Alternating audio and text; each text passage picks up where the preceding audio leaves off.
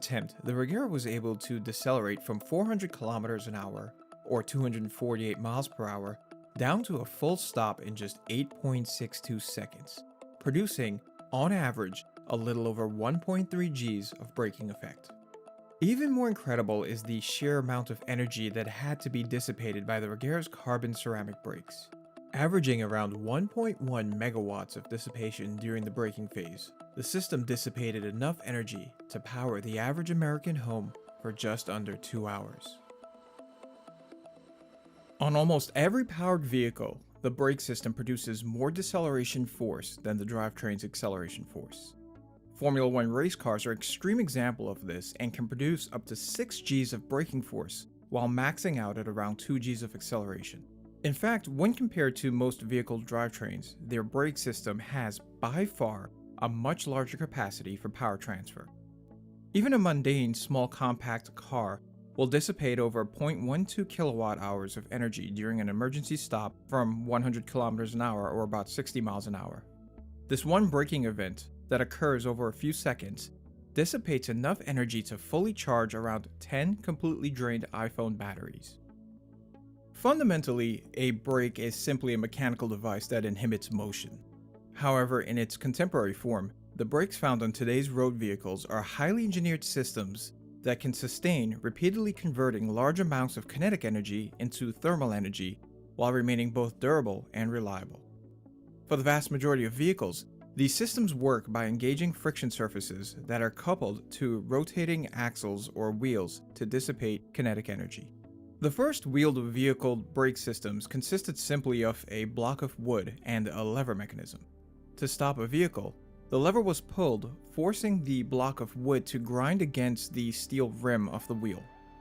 Wooden brakes were commonly used on horse-drawn carriages and would even be used on early steam-powered cars that were effectively steam-powered carriages.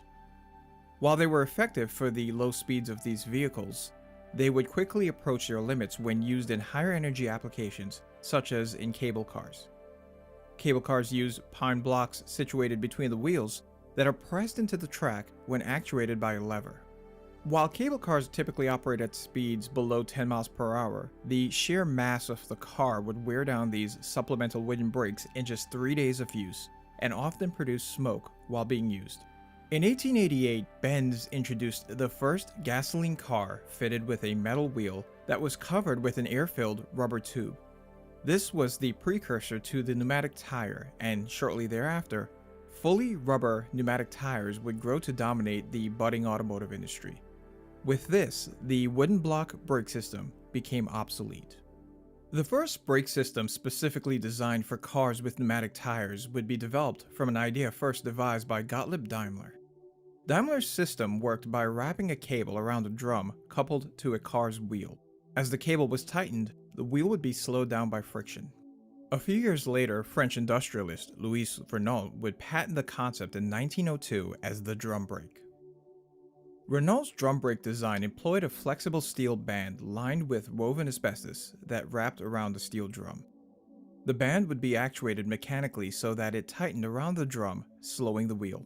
While it was far more responsive than a wooden block, the exposed friction material of the external design made it less effective when exposed to the elements. As dirt and water became trapped between the friction lining and the drum, the braking effect would be drastically reduced. A few years later, this vulnerability would be resolved with the development of the internal shoe drum brake. These systems similarly used a steel drum that was coupled to the wheel. However, within the drum was a fixed plate where 2 friction shoes are mounted. These shoes were typically made of 2 welded steel pieces called a web and a lining table.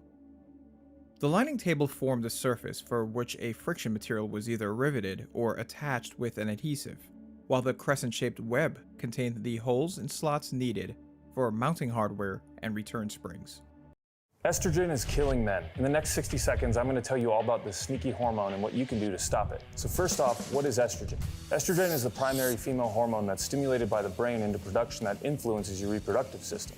Now, balanced levels of estrogen are necessary in men. However, our population has seen a massive rise in male estrogen levels over the past 50 years, leading to all sorts of dangerous health issues. Now, what is estrogen dominance? Estrogen dominance is characterized by the androgen to estrogen ratio in men.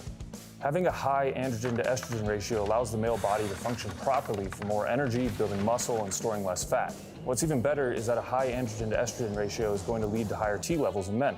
Now, what are some of the signs that a guy would have high estrogen levels, or what's known as estrogen dominance? Weight gain, aging, reduced T, junk food cravings, slow metabolism, poor thyroid function, and gynecomastia are some of the symptoms that you might see.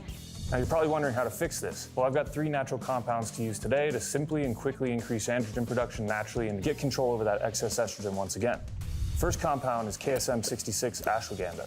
KSM-66 is an adaptogenic herb extract that's taken from ashwagandha. It's been used in traditional Eastern medicine for centuries. Some of the benefits include an increase in androgen production, improved men's health biomarkers, improved cholesterol numbers, increased exercise performance, and decreased estrogen production. The second compound is forskolin. Forskolin is commonly used as a root for fat loss. The best form of forskolin is a root extract because of its high potency.